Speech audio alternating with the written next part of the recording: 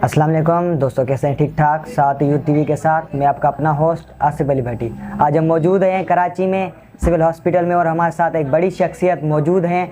तो आज उनसे बात करेंगे कि उनका ड्रीम क्या था और वो डॉक्टर कैसे बने। तो चलिए, आज हमारे साथ मौजूद हैं doctor Waris Ali, DMS security hospital Karachi. अस्सलाम वालेकुम सर। वालेकुम सलाम। ये सर ठीक ठाक। अल्हम्दुलिल्लाह, दुआओं तो शायद। अच्छा सर, मेरा पहला क्वेश्चन आपसे ये है कि आपका फैमिली बैकग्राउंड क्या है? मीन्स के आप कौन सी फैमिली से ताल्लुक़ रखते हैं? Thank you so much Asif Bhatti sahab, आप आए और आपने ये समझा हमसे। शो ये कि मैं एक बिलो एवरेज फैमिली से ताल्लुक़ रखता था। एक बिल्कुल कबायली निज़ाम था और एक विलेजेस लाइफ होती है जिस तरह, और बिल्कुल सिंपल लाइफ थी वहाँ पे। और हम वहाँ पे होते थे, कभी स्कूल जाते थे कभी नहीं जाते थे। और मेरा वालिद साहब टीचर है, उस्ताद है, और उसने काफ़ी मेहनत की, ज़मीनें ख़रीदी।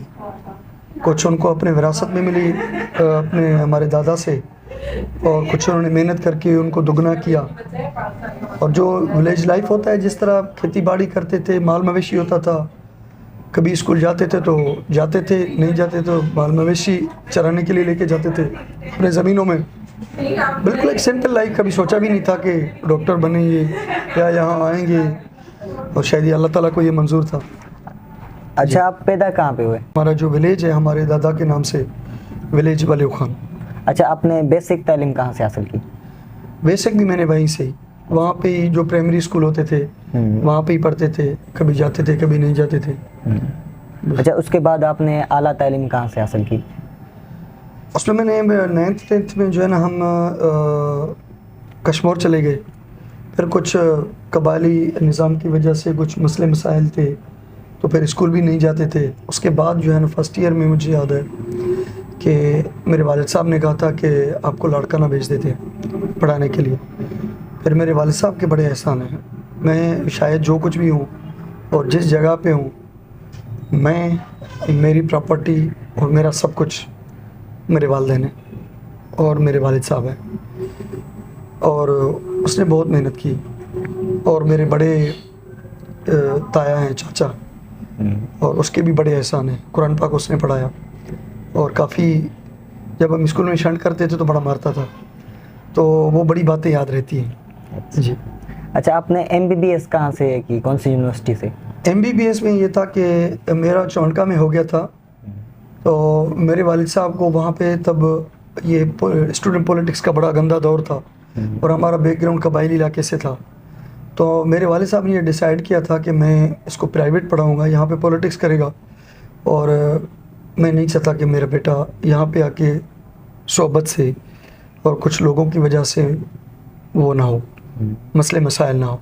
तो इसीलिए मेरे अब्बू ने ये डिसाइड किया और मुझे साथ लेके चला। मुझे याद है कि तब जो मेरा फ़ीस था, तो मैंने अब्बा को कहा था कि वालिद साहब को कि अबू ये बहुत महंगा है, मैं गरीब का बच्चा हूँ, आप अपने पेट पे पत्थर रख के मुझे यहाँ कैसे पढ़ाओगे, मैं यहाँ नहीं पढ़ूँगा। तो मुझे याद है कि आज जो वो लाइन याद आती है तो यकीन मानो कि दिल में पता नहीं क्या एक वो हो जाता है कि मेरे वालिद साहब ने कहा था कि आज उससे दुगने पैसे मुझे वालिद साहब ने बताए थे, आज ये मुझे इतना खर्च आ रहा है, कल जब आप वक्त से गुजर जाएगा आपको ये सीट इतने में भी नहीं मिलेगा। और इस वक्त उस कॉलेज की फ़ीस उससे 6 गुना ज़्यादा हो चुकी है। तो आप अब सोचता हूँ कि क्या मेरे वालिद साहब की दूर अंदेशी थी कि वो 5 से 8 साल पहले मेरे लिए क्या सोचते थे और आज का वक्त क्या हो गया। तो ये उसके एहसान है मुझ पर। मैंने अपने मोहम्मद मेडिकल कॉलेज मीरपुर ख़ास, मेरा यूनिवर्सिटी सिंध था, तो मैंने वहाँ से MBBS किया, और मैंने हाउस ऑफ लाहौर में किया, किंग एडवर्ड में, वहाँ पे मेरिट पे मेरा हो गया था। तो उसके बाद मुझे शौक़ हुआ जब मैंने देखा कि अपने सीनियर्स को कि मुझे भी FCPS करना चाहिए, क्योंकि मेरी फैमिली में कोई FCPS था नहीं और मुझे इतना आइडिया नहीं था कि क्या है क्या नहीं है। जब हमने अपने सीनियर्स को देखा तो ये मोटिवेशन मिली कि मुझे करना चाहिए। अच्छा, मैंने मेहनत की। अच्छा, आप का शौक़ मेडिकल में कैसे हुआ? क्योंकि दूसरी भी फील्ड्स हैं, CSS है, इंजीनियरिंग है, दूसरी भी फील्ड्स हैं, आप मेडिकल में खास करके क्यों आए?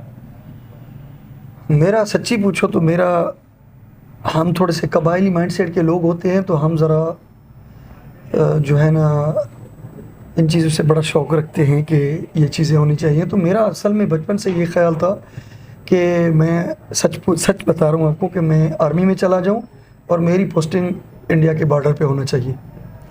ये मेरी ख्वाहिश थी। फिर कुछ मेरे मसले मसाइल थे और मैं उसका थोड़ा पर्दापोशी करते हुए कि मैं मजबूरन नहीं जा सका था उस पर, कि मैं इश्यूज़ थे कुछ के उस वजह से मैं नहीं जा सका। तो फिर मेरे वालिद साहब ने मेडिकल फील्ड चॉइस किया, वरना मेरी ख्वाहिश थी कि मैं CSS और आर्मी और इस बैकग्राउंड में, और हमारा स्कूल में इतने पढ़ते नहीं थे। हमें जब होश आया तो तब हमें कुछ आता भी नहीं था। तो स्टिल भी मुझे सारे फ्रूट्स और सब्जियों के इंग्लिश में नाम नहीं आते हैं, सच बता रहा हूँ आपको, क्योंकि हमने वो बचपन में पढ़ाते हैं, वो हमने पढ़े ही नहीं। तो अभी भी हमें डिक्शनरी देखनी पड़ती है या हमें सही पढ़ना पड़ता है। तो हमने सिर्फ बायोलॉजी, केमिस्ट्री और फिज़िक्स को पढ़ा था कि हमें शौक़ हुआ था कि हमारे वालिद साहब ने फ़ैसला किया कि आपको डॉक्टर होना है, तो हमने उस पर आके मेहनत किया, फिर अल्लाह ताला हमें यहाँ तक पहुँचाया। अच्छा, हाँ, ये बहुत अच्छी बात है, यही करना चाहिए। अच्छा, दूसरे नौजवानों को आप क्या बोलना चाहेंगे मेडिकल के हवाले से, कि क्योंकि दूसरे जो स्टूडेंट हैं वो मेडिकल को हार्ड समझते हैं और मेडिकल की तरफ नहीं आ रहे हैं, तो उस हवाले से स्टूडेंट्स के लिए क्या मैसेज है? देखो, दो चीज़ें हैं। हमें, जब मैं क्लिनिकल साइड पे होता हूँ, ये एक बहुत बड़ा माइंडसेट है। क्लिनिकल माइंडसेट अलग है, एडमिनिस्ट्रेटिव माइंडसेट अलग है, बिजनेस माइंडसेट अलग है, आपके गांव का लाइफ बिल्कुल अलग है। आप गांव में चले जाते हो तो बिल्कुल इतना रिलैक्स हो जाते हो कि आपकी दुनिया में कुछ नहीं करना, सब कुछ सही चल रहा है। जब आप सिटी में आते हो तो हलचल की लाइफ है, आपको भी कंपटीशन में आ जाते हो, एडमिनिस्ट्रेशन में आ जाते। हम एज ए नेशन जो एक माइंडसेट है वो हम खसारे में। मैं आपको सच बता रहा हूँ, हमने एज ए नेशन, हमारा माइंड सेट डेवलप ही नहीं है कि हमने एज ए कम्युनिटी कैसे सर्व करना है। इंडिविजुअली सोचते हैं मुझे क्या फ़ायदा होगा, इसीलिए हमारा मुल्क, मेरा ख्याल है, पीछे है। सबसे पहले हमें ये सोचना चाहिए। मैं अपने कोलीग्स को ये कहना चाहूँगा कि सबसे पहले आपने डिसाइड करना है कि आपको क्या होना है, और इन सब में सबसे पहला काम तो मैं ये कहूँगा कि अपने वालिदैन में से भी अपने वालिद साहब के बड़े फरमान बरदार रहो, क्योंकि जो आपका वालिद साहब का विजन है ना, वो किसी और का आपके लिए नहीं हो सकता।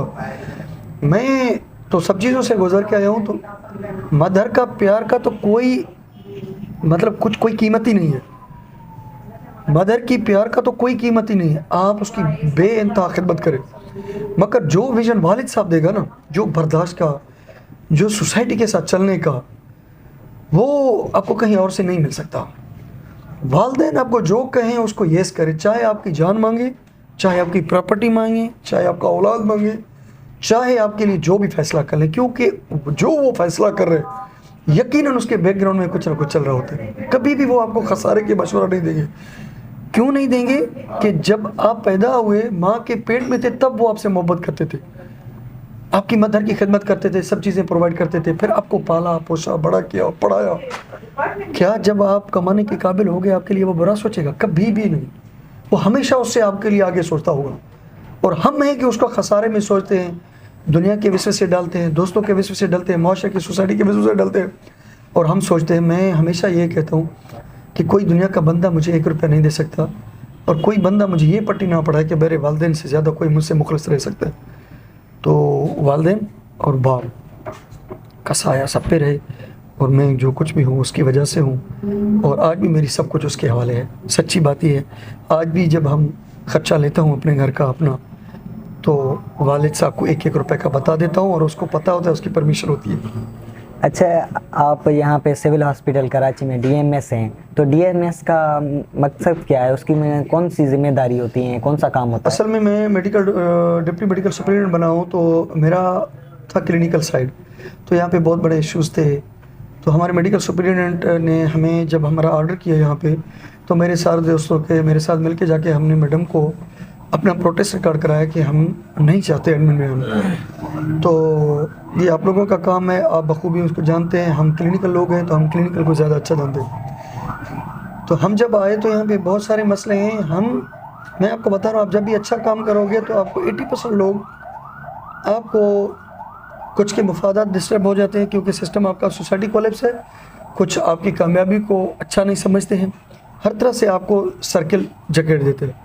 और हम एज ए कौम, हमें अपने काम से ज़्यादा दूसरे के काम में इंटरेस्ट बहुत ज़्यादा होता है, उसको चेक करने का, उसको देखने का, वो क्यों ये कर रहे हैं, मुझे नहीं, मैं अच्छा काम नहीं करूँगा, वो जो गलत कर रहे हैं उसकी जस्टिफिकेशन इस तरह दिया जाता है।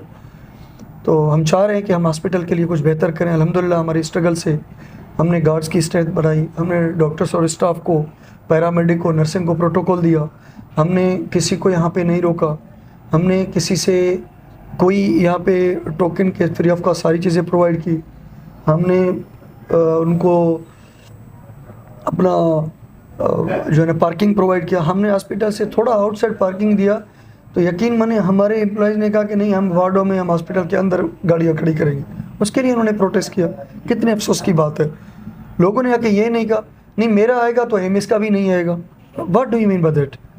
मतलब आप अब क्या कहना, मतलब इस तरह तो सिस्टम नहीं चलेगा। अगर एक पैरामेडिक है कि मैं नर्सिंग वाला काम करूंगा, आप नहीं करोगे, नर्सिंग वाला कहेगा मैं अपना काम नहीं करूंगा, एमएस क्यों करें, मैं वो काम करूंगा, तो ये काम कैसे चलेगा? एमएस कहेगा मैं तो सीएम सिंह का काम करूंगा, मैं यहाँ क्यों खड़ा हूँ, मैं तो बड़ा पढ़ा लिखा बंदा हूँ, तो ये काम नहीं चलेगा।